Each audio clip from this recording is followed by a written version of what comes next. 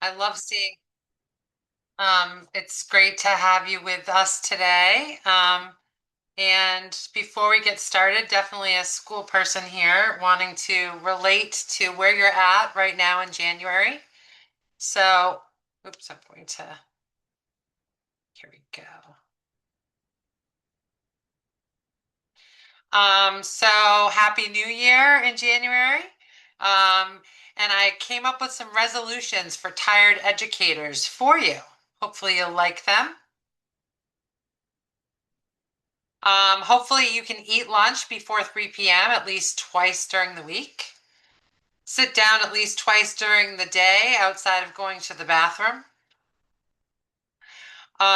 Use the bathroom within an hour of actually needing to go. Drink your coffee while it's still hot at least once during the week. Successfully help another adult understand that behavior does not change as a result of one intervention one time. Reveal the secret that you do not, in fact, have a magic wand. And learn at least 3 new terms of brain rot and hope it doesn't actually cause your brain to rot. And for God's sakes, practice small acts of self care every single day.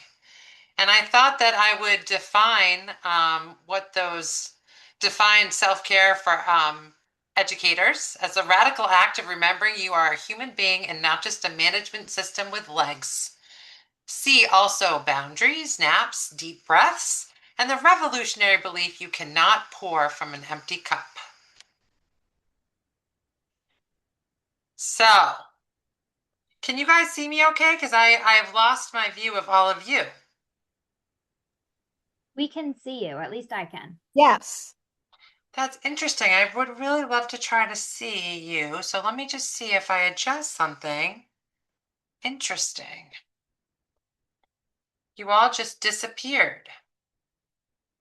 All right, well, I'll just keep going. I love to watch facial expressions and check in with you guys when I can, but I can't do that right now. So we'll have to come up with some other ways.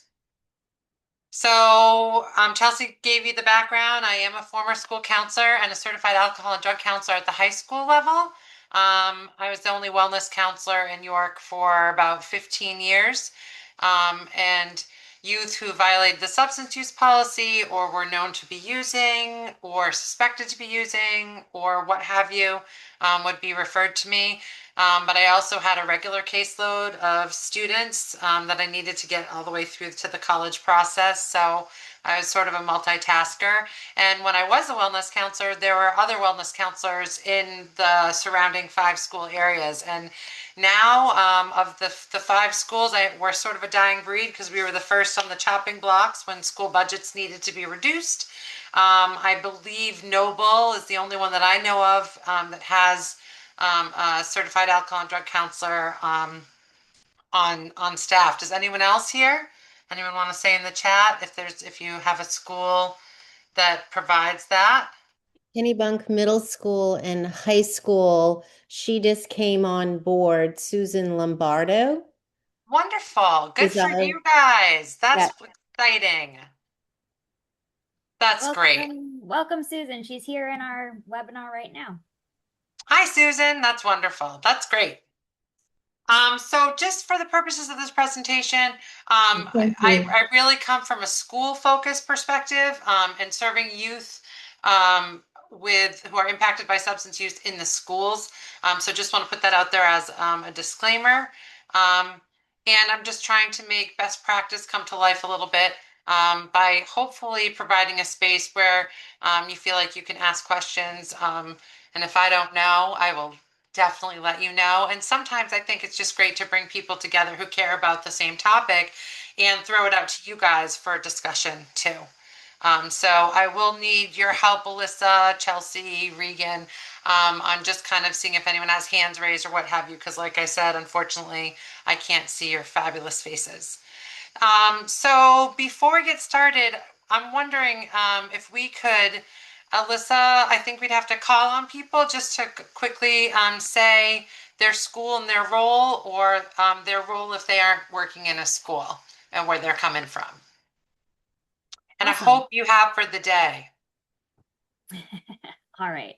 And I can also do me so that you're like, who are our tobacco teams here? Who are these people? So if Yes. you didn't get the invite from me, I'm Alyssa Wigglesworth. I work on the tobacco prevention team at Maine Health with Chelsea Farrington and Regan Hebert, who you see on this webinar.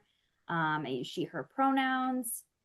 And my hope for the day, was that the question? Yeah. If you have any hopes for the day, My hope for for the this, day is that I don't know, that I can keep smiling. perfect. I'll take it. All right.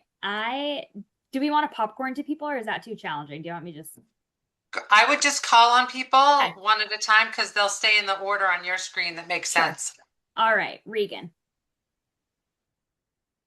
Hey everyone, I'm Regan Hebert. I too am one of the tobacco prevention coordinators here in York County on the Maine Health Community Health Improvement Team.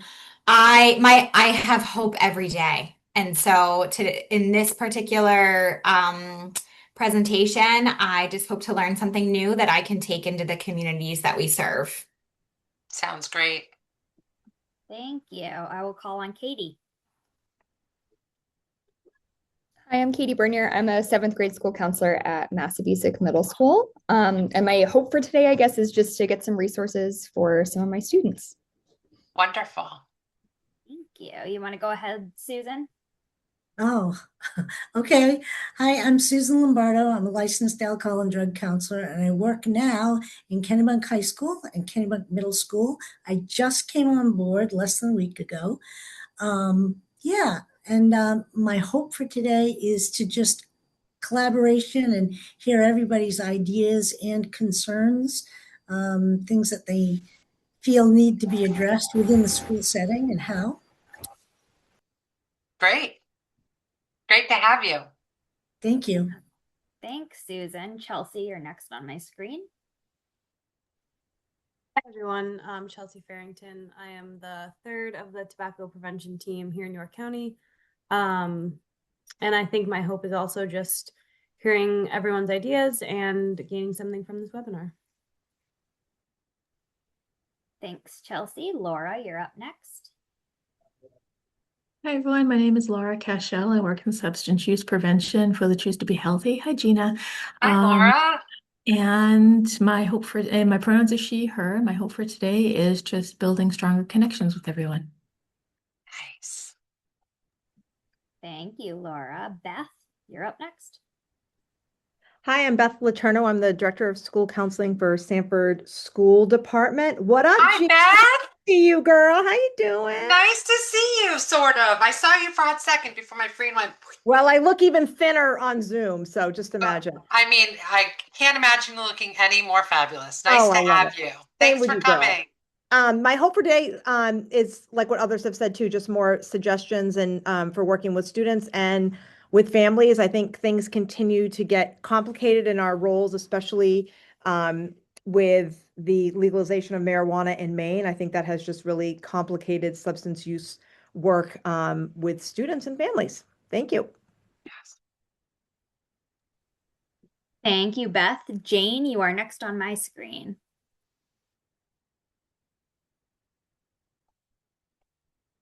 Hi, my name is Jane Perkins, and I also work at Sanford School District along with Beth. I am the director for Delta Ed, and I am just looking to be able to support students because, like Beth said, with the legalization of marijuana, that's sometimes all you can smell in my hallways. So I'd like to just to be able to help support them. Thank you. Great. Thanks, Jane. And Lisa. Hi there, Lisa Janicek. I'm the middle school health teacher at RSU 21, so in Kennebunk. My hope for today is collaboration and just getting another perspective. It isn't always, we aren't worried so much about drug use with our kids, but that other piece of those at home that are using and how that really impacts our students. gosh, I'm loving this. Yeah, Love the thank people you. here. You're all part of my tribe. I can feel it. Yeah, these are all really good answers. And I just popped in the chat. I thought we were just talking about our hope for life. That's why for our leg day as a person, which is why I said to keep smiling. But I'm like, oh, I just want to have a good day. So thank you, Lisa, and I'll pass it over to Nicole. Hi, Nicole Hetzler. Sorry, I had to kind of jump from my phone to my computer when I arrived at my location. I am a military and family life counselor now, I guess, for Department of War, which is still hard for me to say. But I am located in the Kittery School District, and I support all of our military families pre-K to grade 12. And it's just kind Thank of a you for fun, your service. different, unique perspective. I think even when I think about substance use with caregivers, we also think about like the super challenging and changing roles that military families also face kind of amongst all of this. And yeah, it really kind of timing worked out well. And I would love to kind of be able to see what we're doing as this kind of Southern Maine community to help support these parents so that they can be more engaged caregivers as well. Yeah. Sounds Thank you so much. great. Yeah, these are awesome, everybody.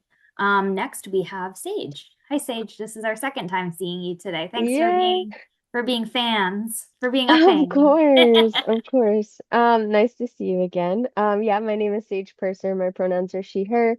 I work with the Maine Youth Action Network as a community impact officer. So I help build relationships with organizations across the state that work with young people, yeah, doing trainings, professional development, and also working directly with youth. So just wanting to build connections and listen to what's going on. So thank you. Great. Thank you, Sage.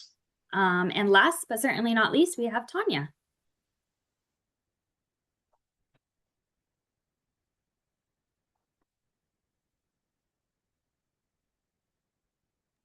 Tanya, are you there?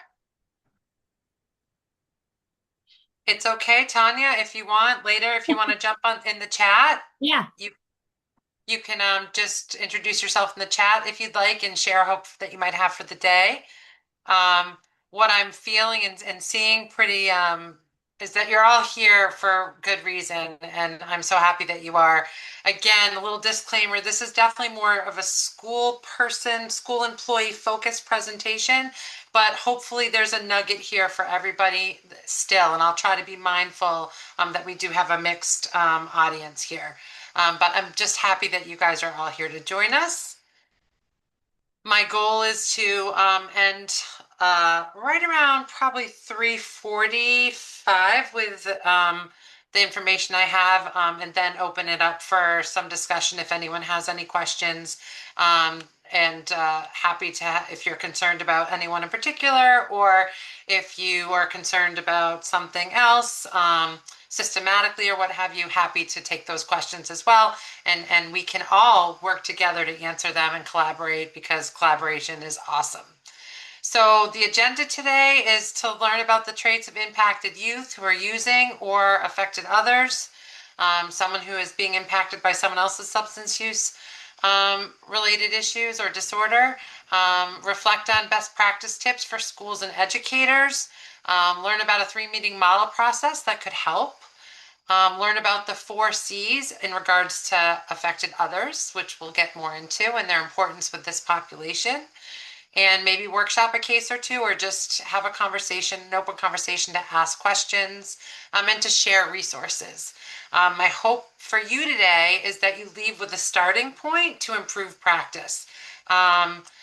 Just any nugget that you can take that helps you do your work better, awesome. Or maybe you have a new contact that you can email if you want to, and hopefully that you find helpful.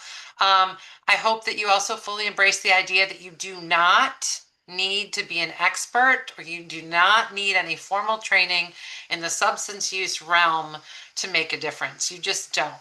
And hopefully we can inspire some reflection today and not panic.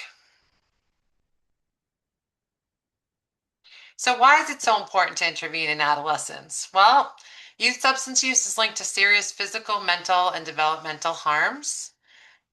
Youth who use during adolescence have about a 4 times greater chance of developing a substance use disorder than their non-using peers. So that's something to really consider. 90% of today's, I read this recently, 90% of today's adults with a substance use disorder, they no longer say addict. That is harmful language. Substance use disorder, a person with a substance use disorder is what you are supposed to say, who meet the criteria of dependence. 90% of today's adults with a substance use disorder started using during adolescence. So that's really something to think about. Another reason to definitely intervene, because if we can prevent these problems from occurring, we can have outcomes for positive outcomes, more positive, healthier outcomes for years to come and generations to come. Approximately 30% of your student body is an affected other, someone who's dealing with the impacts of someone else's substance use disorder. That's another reason why to intervene and to have education and discussion around this topic. Not to mention health and safety risks, possible academic decline, progression to dependence, other mental health issues, and harm to school climate as well. They can have an effect. It can have an effect. So lots of really good reasons to intervene during adolescence.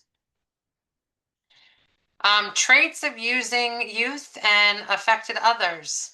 So some signs that a teen may be using, mood swings, irritability, increased secrecy, defensiveness, anxiety, depression, loss of interest in previously enjoyed activities, frequent illnesses, poor hygiene, appetite or weight changes, justifying use, everyone does it, everyone's using.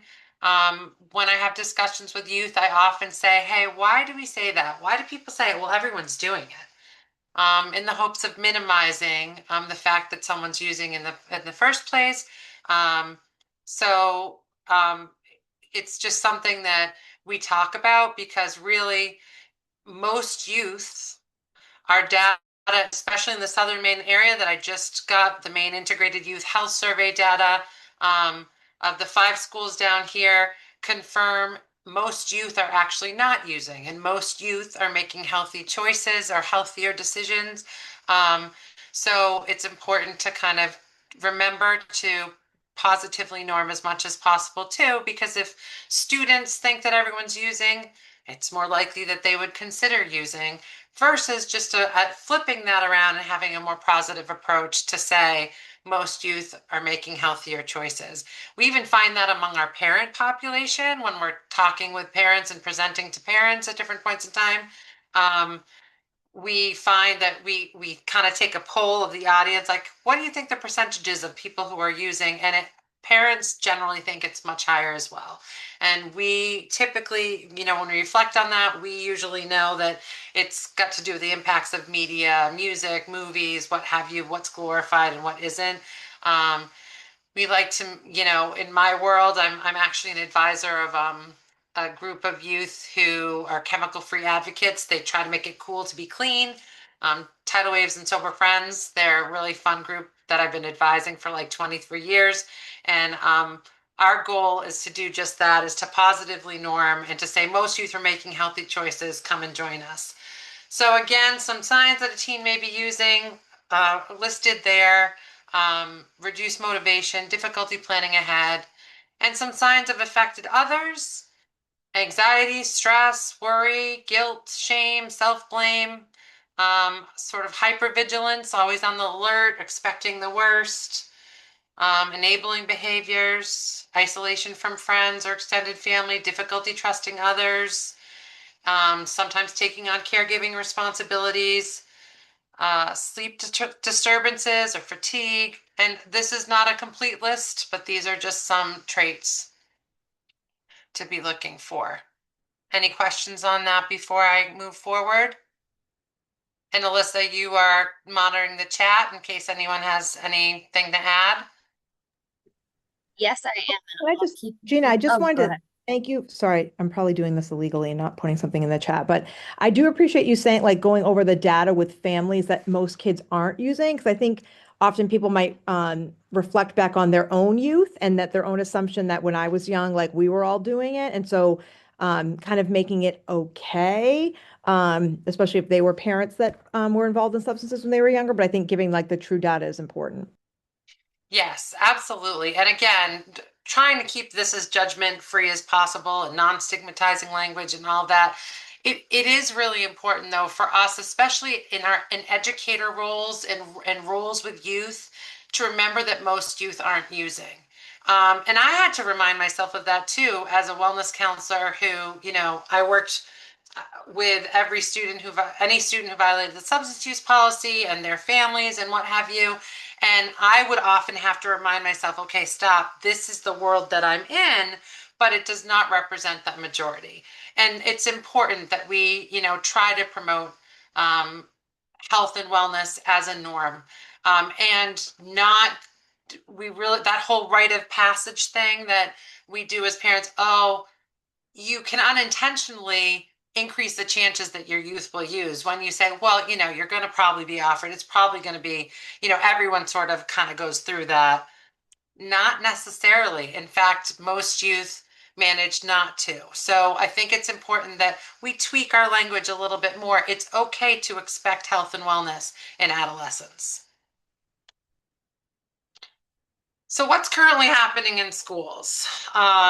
Insofar as services with youth who are impacted by substance use. It really varies. So in my work at the Choose to Be Healthy and Youth Resiliency Coalitions, I was in the schools for, like I said, about 15 years, almost 20 years as a school counselor, and then kind of with the wellness counselor piece. And then I hopped the fence to prevention because I just thought it was so awesome to try to do what we could to increase the capacity of adults to improve their service to youth.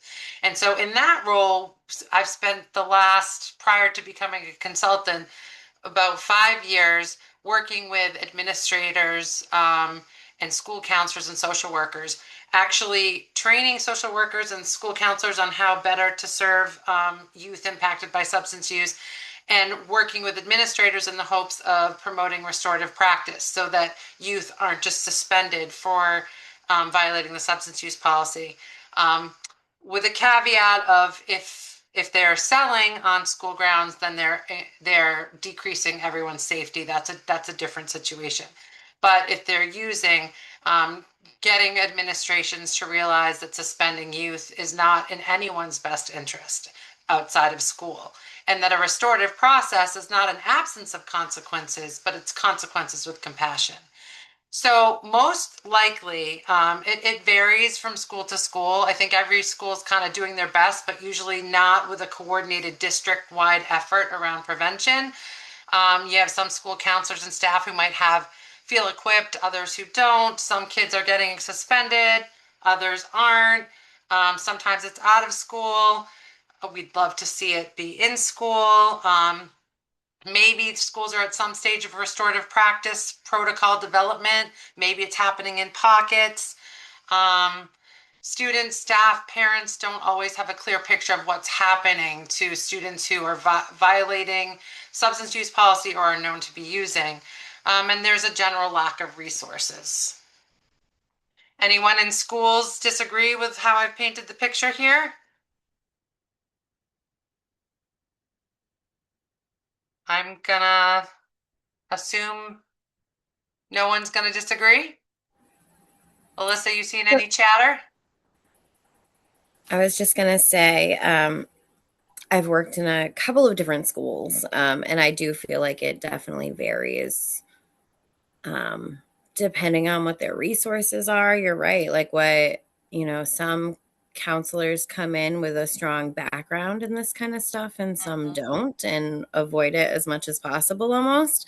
And I think, we talk about student substance use, but like even more like, and then what do we have to offer the parents? Mhm.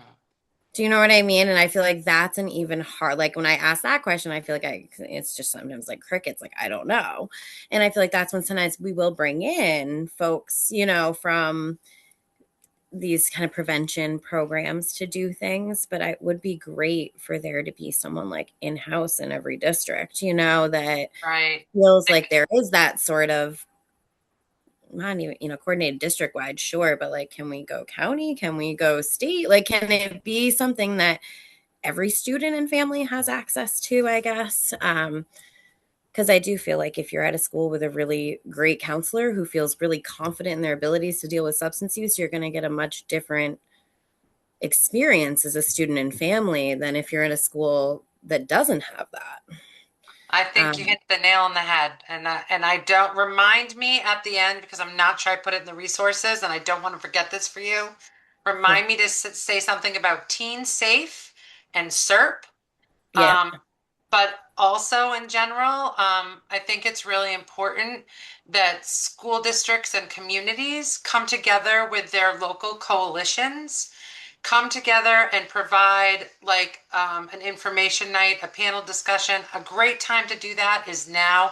Every 2 years, if your school district participates in the Maine Integrated Youth Health Survey, they're getting data on what their youth are using, how folks' mental health are, do the students feel safe or not. It's a really great time to come together, review your school's data, and talk about services in the school that, help youth to have to feel better about their mental health, or if there's any access to resources regarding substance use. It's a great time to pull everyone together and have your community coalition maybe present your data, have your school administrators kind of talk about what's happening in schools and how they're trying to address these issues.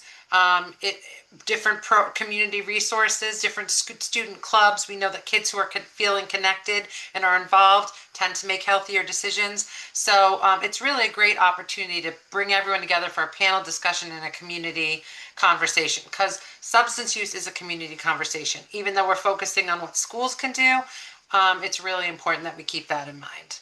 And I would add too, Gina, I think looking at your MIAS data too, I think in many ways can help when it comes to budget season in your district. Yes. Especially trying to like keep positions. I know we're in the beginning process of reviewing our most recent data in Sanford, and we've made some great strides, but I think it's ways to either keep the positions you have or try to increase based on that data. Amen, sister. Absolutely. Data is so great it comes to funding and when you want to justify positions. So, but remind me on Teen Safe and Serve because I'm not sure I put that in there. I should. So, what does ideal student services look like in schools? What's the ideal? Well, the ideal would be you have a district-wide coordinated K-12 prevention program with evidence-based health education throughout each level. That your school has an orientation program so students and parents know who to go to for wellness.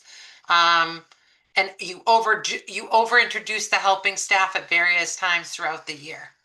That you have a universal wellness policy or process which students and parents are aware of. And what I mean by that is, what happens to a youth that has some wellness needs. And I was called the wellness counselor. That's what the term is coming from. But basically, is there a substance use policy? What happens with the youth who violate the policy? Do your students and your staff and your parents know what that looks like? So ideally, you'd have like a published policy and even a flow chart, which I'll show you in a minute. Your school counselors have a universal get to know you tool of some sort to build a foundation with every single student so that, if they end up violating policy, you've already kind of hopefully, ideally established a good foundation. Um, and that you have a universal screening process someplace or you consider one, whether it's in a health class, whether a school nurse does that or what have you. We'll talk more about that in a minute.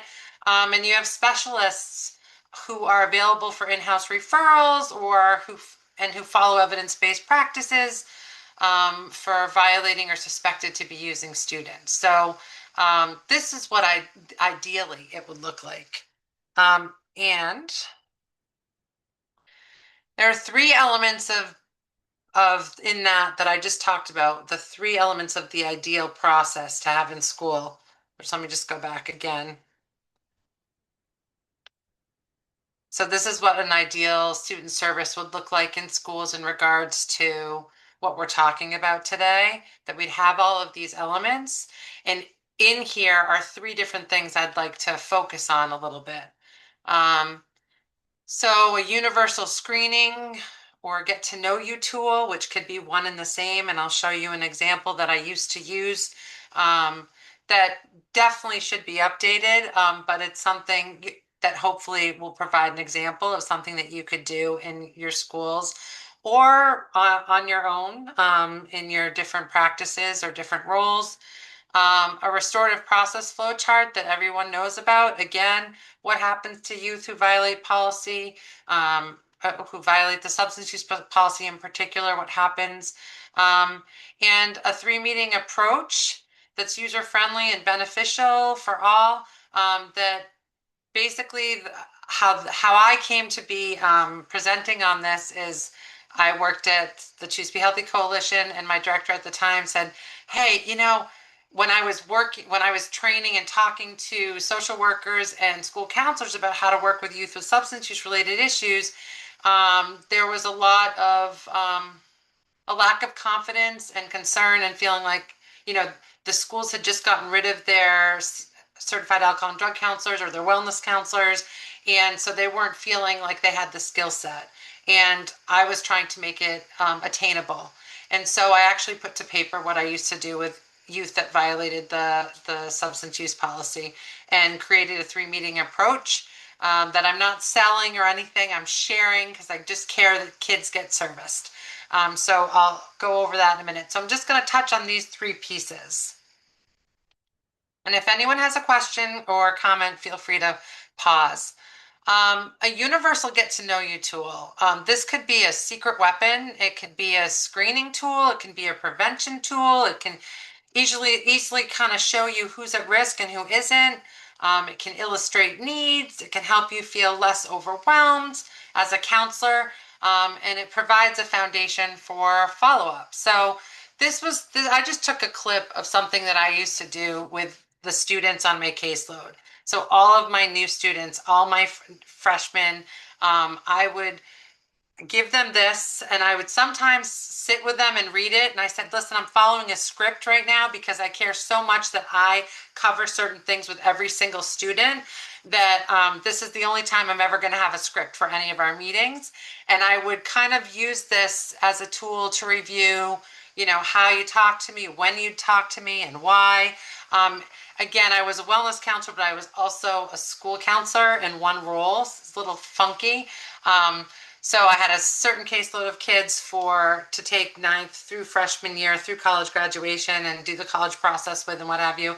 And I was also the counselor that if someone violated the substance use policy, students would come get 3 meetings with me and I would make recommendations, and it would be expected that they would follow through on whatever those recommendations were. So I was like, what's an efficient way that I could get to know my students? And I really think, and I didn't do it the first couple of years.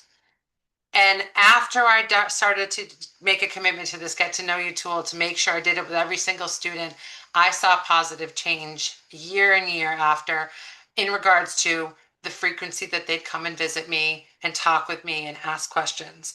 I also felt good about the fact that when I flipped the sucker over, so there was a bunch of introductions, but then I would ask questions. What's your favorite ice cream flavor or sweet treat? Now, hopefully you guys are seeing what I'm embedding here. What are you listening to or watching lately? Who do you live with? Who do you get along with the best? If you need to talk to a parent about something important, who would you choose today? When life gets stressful, what helps you? Have you ever practiced any mindfulness, deep breathing, or meditation techniques? On a scale from 1 to 10, how healthy do you think you are? Is there any area of health you'd like to improve? Sleeping, eating, exercising, hydrating, limiting screen time. Adolescence is a vulnerable time for your brain and body. Making healthy choices now can easily make a difference in the future. So, especially when it comes to staying away from alcohol and other drugs. Using can increase the risk of academic failure, mental health problems, future addiction. Do you feel you understand why this is so important, or would you like any more information? If everything worked out the way you hope after high school, what would that look like? Is there anything else you wish I had asked you? So, what are you guys seeing there that would be, what would I glean with those questions?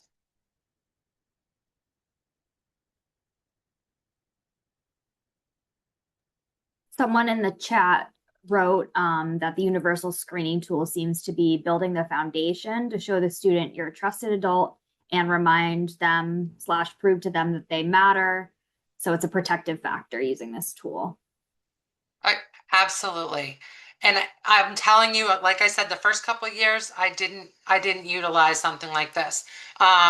At a previous high school that I worked at before York, I worked at Dover. We used to do a 4-year plan with students.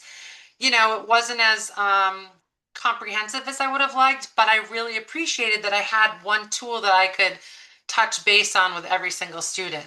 So I was trying to find a multi-purpose tool to let people know that I'm there for them, how they can access me, because life gets busy in schools and, you know, we're doing the best we can to see everybody, but I wanted them to feel cared about. And if I asked all the students these questions, I got a really good glimpse at who needed follow-up conversation or who might want follow-up conversation. It really set a foundation, like you said, and I appreciate that comment. But more so, there was also prevention messaging just built into my questions. Have you ever considered mindfulness? How do you cope with stress? Have you ever considered mindfulness? So it's sort of a multi-purpose prevention tool, awareness tool, and it was just about getting to know each of my students. So I am always going to kind of promote this type of an approach if you're working in schools or working with the student population and you want to make sure everybody is getting the same messages and feeling cared about and feeling like they matter. Because it's really easy to lose track of, oh, did I say that to the student or what have you? I would have this tool with me and then I'd flip it over and I'd jot down my private notes and I'd have a file for each one of my kids, knowing that I had had this conversation, a baseline conversation with everybody. Yeah, someone else in the chat mentioned that it's coping skills, natural supports, and you can figure out their interests or experience with mindfulness from the tool. Thank you. Yes. I would say too, Gina, depending on like people's caseloads, Yeah. at Stanford, every year we do a one-on-one meeting with kids, and freshman year we do we call them like freshman minute meetings. Yep. Especially if you're feeling like you can't get through your whole caseload every year to meet with, even just doing those minute meetings, you can hit a lot of these. We ask similar questions. We also add things like, are you first in your family To go to college. go to college? And that helps us create like our upward bound list. You know what I mean? Like, so some of those sort of like targeted questions. And it's a way to kind of get, again, you're not having like an intimate conversation. It's literally like 2 minutes a kid, but it's a way to kind of get through every kid within the first like 6 weeks of school. 100%. And really, that's all I'm doing today is promoting the use of some sort of universal tool that every student gets. And it can really establish a foundation. It can help with timeliness. It can help with being more effective, less overwhelmed, because getting to everyone is difficult. I will say that I modeled this in a role play situation in front of social workers and school counselors from 5 different schools. And I did it in about 15 minutes. Just even though that's a big chunk of time, it wasn't as long as people think it takes. It goes quicker. So just wanted to make that point there. So think about universal screenings to establish relationships or assess needs. It could be something all school counselors do. It could be a part of a freshman and new student orientation. It could be part of an evidence-based substance use prevention curriculum and health classes. It could be part of the transition from middle school to high school. What are you thinking about? What are you imagining for yourself? How are you going to handle the stress? Do you plan to stay away from substances? Did you know most youth don't use? You can do whatever type of questions, commentary that you want to do, but I'm really promoting having some sort of universal process. It could even be combined, I'm just going to put this out there, with the craft. For those of you that, I don't know if you guys know about the craft, it's an adolescent screening tool that's specific to substance use. It was created at Boston Children's Hospital at the Center for Substance Abuse Research, the Caesar Center, by a guy by the name of John Knight, who I met. He's awesome. So it could even be combined with the craft. The bottom line is prevention efforts are most successful at big transitions, so don't miss out. Talk as a school team, look at your data and see if there's a place to capitalize and increase your universal screenings, because it's just a very good feeling to know that every kid got the same message and it was a multi-purpose message if possible. And it also increases the chances that they'll come back and see you. If you bring up those topics, they'll come back and see you if they have a question about those topics. And if they violate the substance use policy and you've already had that meeting with them, that can help with the effectiveness of your time with them as well. And I just thought that I'd show what this craft screening tool looked like. If anybody ever wants to do a little research on that, I can also see this be something that's useful for someone like a certified alcohol and drug counselor on a school campus. You may choose to use the craft with everyone who comes to see you. So that's another suggestion. The other piece that I want to highlight is it's really great when you're working with youth who are impacted to have a universal published wellness process. I don't know if people have seen this school flow chart before. I think the Department of Ed has even adopted it. It came from out of South Portland schools, and this fabulous woman who basically runs a coalition in the school. Her name's Leanne Dodge. She's such a hot ticket. If you've seen her, she's been in the world of prevention for a long time. And they put this flow chart, a suggested flow chart, to paper to kind of illustrate with schools. It's really important that parents and students and faculty and staff have a good sense of what's happening to a youth who violates a substance use policy. It's great to have a universal process. So I thought that I would just put this in here as well. And I'm happy to share these slides with you after. If you're interested, happy to send them to Maine Health to send out to anyone who came today, just because this is really an important piece. So a 3-meeting model for working with youth who violated youth or those who are suspected to be using. In my work over the 15 years with youth, with this population, I really gleaned that most do not need formal treatment. They need education, they need a cheerleader, they need someone who can shine a light on their capabilities. I kind of put this model to paper and created a 3-meeting model, and I've gone and done presentations just on my 3-meeting model where I get into each of these a little bit more. But to illustrate a point that anyone is capable, before I talk a little bit more about it, as educators, as people who want to make an impact on youth, I'd like to pitch the idea that if I told an educator that you need to come up with an assessment process just to assess where a kid's at and what they might need, you need to educate them based on what your assessment reveals, and you need to inspire them and empower them. If I told you, hey, could you come up with it? And I gave you like 15 minutes, I bet most people who showed up today for this presentation could probably come up with something. And even if you aren't a clinician or a certified counselor or what have you, if I said, hey, if you're working with a kid who's struggling with a substance use related issue, you got to kind of assess where they're at. You want to give them some education based on what they've said, and you want to inspire them to be better, right? Not to be better, but to make healthier choices for themselves, to shine a light on their capabilities. And I really spent a lot of time trying to empower educators to not complicate it. You don't have to know everything about every substance. You don't have to know if something's a barbiturate or a depressant or a stimulant. You just have to care.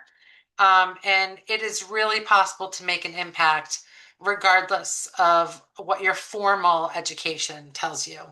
Um, so to go into it a little bit more, basically an assessment, determine what they're using, how long they've been using, individual or family attitudes, and heredity around use, if they have access to substances, what their decision-making process was when they violated the substance use policy. So again, this is the 3-meeting model for youth in schools who violated the substance use policy and or are known to be using. They could benefit from this as well. Figuring out what it is they value, which by the way, I was telling Chelsea this yesterday in our little rehearsal for this today. I'm telling you, I could have made a lot of money. I used to do drug jeopardy with youth before it became like something that people spend a lot of money on. I used to play drug jeopardy and I created the whole game myself. What you value and what you aren't willing to give up to use, that's a SERP element now, which is a 10 to 12 hour evidence-based education intervention that they have for youth who've violated policy or gotten in trouble with substances.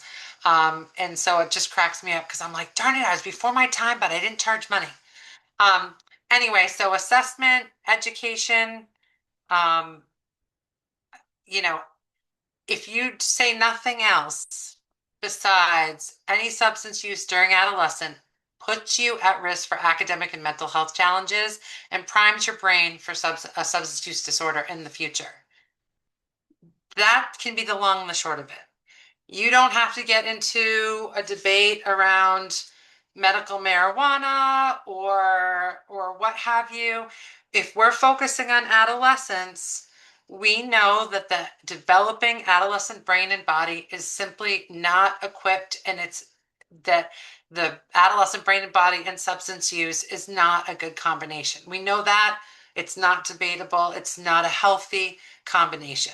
And so you might be the only truth teller in a child's life. You might be the only truth teller. If they come from a family system of substance use, you might be the only single source of someone that will say the first part of that education, any substance use during adolescence does put you at risk for academic and mental health challenges and primes your brain for a future substance use disorder. So wherever possible, not using in adolescence is really important to consider. And then the last piece would be inspiration and empowerment. You know, reviewing with them what they value, help them set some personal and academic goals, help them recognize their capabilities and their strengths, and check on them in the future at some point in time. This is a very oversimplified process, but I think it's important that we keep it simple for people. That what do you do with a youth who's using, who's known to be using, whether they violated policy or not, and if you're in a place where you can assess them in some way, educate them in some way, and inspire them, that's awesome. So let's talk about affected others for a minute. When you're working with this population, someone who is affected by someone else's substance use related issues, disorder, or what have you. I have found, and it was very beneficial as someone who worked with these youth who were impacted, you know, to have lunch groups when I could, or drop-in groups or what have you. That was great. But the messaging that I really focused on was you didn't cause whoever's substance use issue. You can't control it. You can't change it. You can't cure it. You didn't cause, you can't control, you can't change, you can't cure it. Someone else's substance use disorder. What you can do is focus on what you can control. Your reaction to, your knowledge about, your own choices about use, and creating safe and more predictable spaces for yourself now and in the future. this is really important for these youth to hear and over again. Because it's really easy for youth. I've had several conversations over the years with youth who are like, oh my God, I got my dad mad. That's why it happened. Or my mom was just really stressed out and we need to stress her out less or what have you. And I would say, you know what? I think it's important that you remember that you didn't cause it, you can't control it, can't change it, can't cure it. But you can focus on your reaction to it and you can focus on the choices that you're going to make for yourself going forward if you decide that it's important not to repeat the pattern. Any questions or comments about that?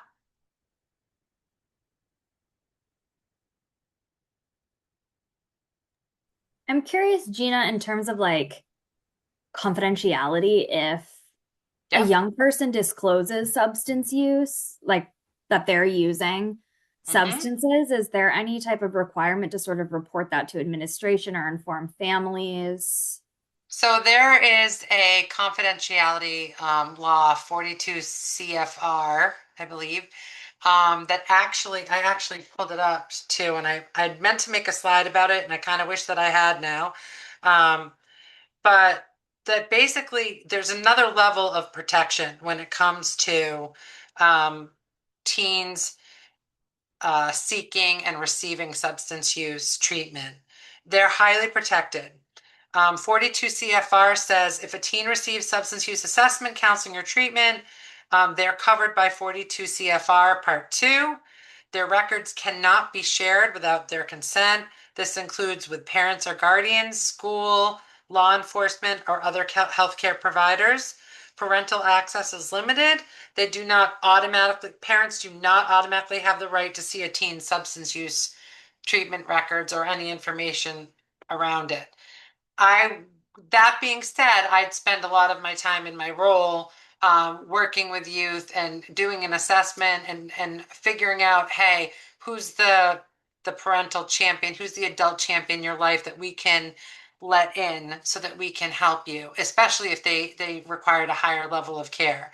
I had a pretty good success rate in talking and getting the youth to realize it was beneficial to them that we let someone else in.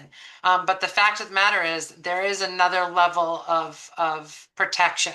And I definitely encourage people to look up 42 CFR and, school folks, if you need additional information about that. All schools have lawyers. Drummond and Woodsum is probably who they have lawyers out of that you can connect to talk with about more.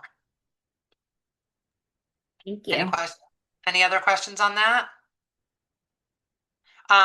Just to give you an example, I had a published wellness policy at our school. If a kid violated the substance use policy, they got the 3 meetings with me, then I would come up with recommendations. I would call the parent, which is part of my 3 meeting model. I would call the parent ahead of starting those 3 meetings to advise them, tell them about confidentiality, explain what I was going to do with their child, and explain and state at that time at the beginning, before even starting the conversations, before even starting assessment, I would say, just to let you know, this is confidential. At the end, I will share my recommendations, but I cannot share what your child and I talked about without your child's permission. And so I definitely encourage you to have conversations with your student if you're concerned about anything specific. And I have to say, it was a published policy, and it was a policy. It was a process that I followed, and I really didn't have a bunch of issues with it. Parents knew that they had to talk with their child, or the student that I was working with. I would say, "Hey, do you want to talk to your parent together?" I would have a conversation with them about that.